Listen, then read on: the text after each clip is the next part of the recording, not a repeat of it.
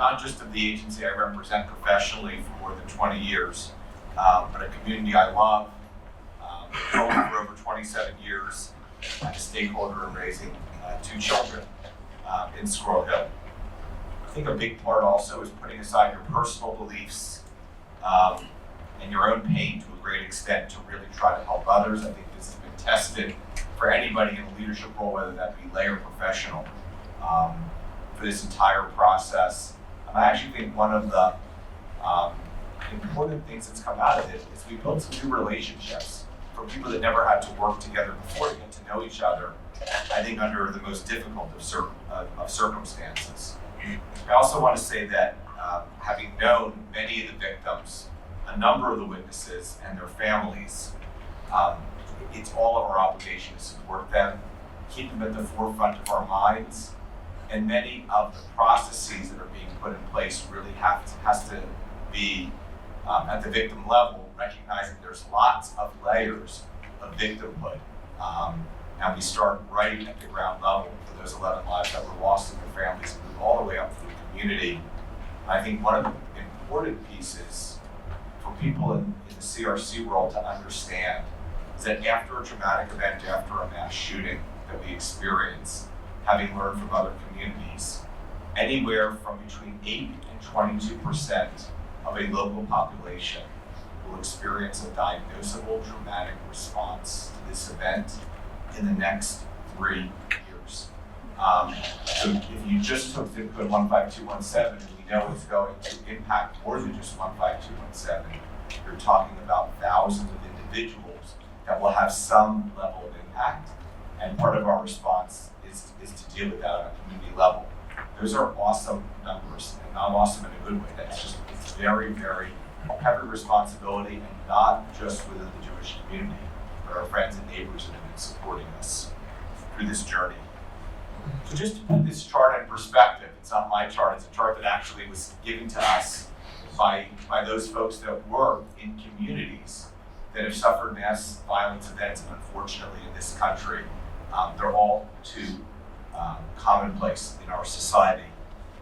But I think in many ways, as we get close to the first year anniversary, those that are very, very close to this might say, wow, this sort of looks a little bit like us right now, privately or publicly, because I think the level of rallying was incredibly high.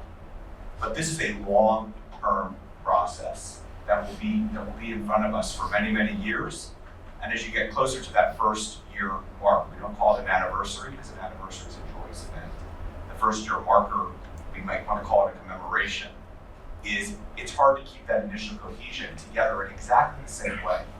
When I looked at this and preparing for this was actually comforting, because it doesn't always, even if you're in the room, and many of us, all the congregations that were impacted, the JCC and Federation, JFNC, Center for Victims, and others that have been involved in meeting on a weekly basis around response or together, it doesn't quite feel quite as cohesive as it did in the early days, but you begin to build back towards that, and particularly at that 1 year mark, it's a very emotional time. So I just give that in perspective because there's ebbs and flows, there's waves, and I think we need to be mindful of that and try not to personalize it as deeply as just recognize that we're all on a journey that none of us signed up for, but are experiencing and working through. So I hope, not just for those that are deeply involved in this, and I'm sitting at the table with there are people that are putting hundreds and hundreds and hundreds of hours of time into this, but for all of you around the room to really understand that this is a process, and this is both for man-made and natural disasters. This is just the way things develop on major, shocking, difficult events. A couple of important pieces, and I think that as you work and deal with a crisis situation, there were a lot of relationships in place.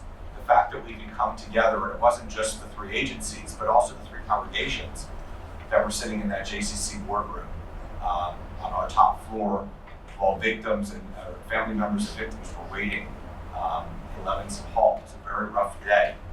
But we were able to mobilize very quickly because we weren't starting from scratch. We were starting with the fabric of the community that mattered, and I think we always have to keep that in front of us. And I really do commend Federation and its ability to really have a community security director, active shooter drills. Remember, Ira was a big one of them in the boardroom. but really learning from that. And we know that that saved lives. And it's very, very hard to celebrate certain successes when we've suffered so much pain and so much loss. But some of that training actually really helped, and I think a number of you know that story.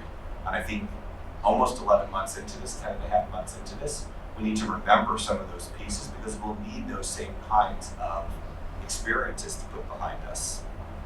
I think from a JCC perspective, and I think anybody would tell you, for any of the agencies, you try to return to normal as quickly as possible. That's what the experts tell you. So we were back in business Monday morning, far from normal. But trying to regain normalcy, I would argue that we're still not normal, but we operate and function normally each and every day as we build normalcy in our community. I think that's important. I think the other piece, and I think everybody at this table understands this, this is an event that's had national and international proportions, and the eyes of the country, of the Jewish world, of the world have been upon us around all of that. But I think it's important never to lose sight that it is an intimate and local event. I don't think there's a day that goes by that I don't interact directly with a family member of a victim. Oftentimes it's multiple times a day, multiple times a week, and we cannot lose sight of the fact that at the end of the day, this is still an event that happened in our community, whether one lives on one side of the river or the other side of the river, but we all are together in our community or in our neighborhood, and it will shape us for a long time. It won't define us, but it certainly has an impact. I think what we didn't understand as people began to rally fairly quickly at the JCC that day is if you're in it at the beginning, you're going to be in it for the long term. It's really an honor and privilege to do that. But I don't think any of us really understood what the long-term implications of that was. We were open, we were there, we tried to provide support, we tried to be a community center, and that's what that meant. I never knew that the FBI had a family assistance center, never understood what that would mean. But you begin to learn fairly quickly in responding to crisis. I also never believed we'd be hosting funerals and shows and a million other things, but you do what you need to do.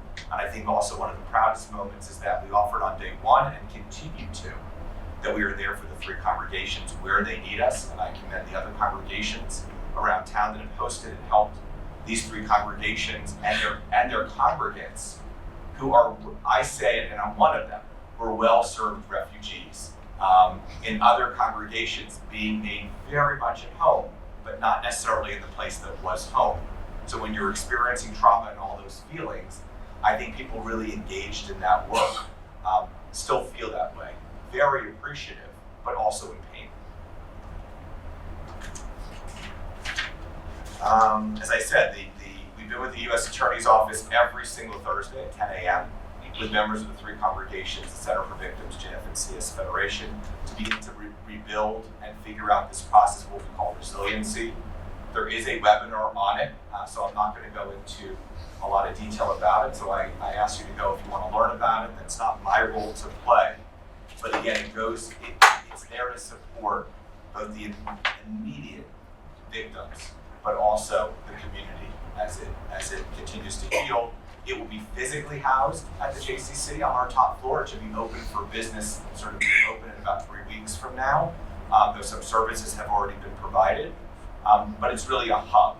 It's a central address, but it's a hub and a center within a center for us.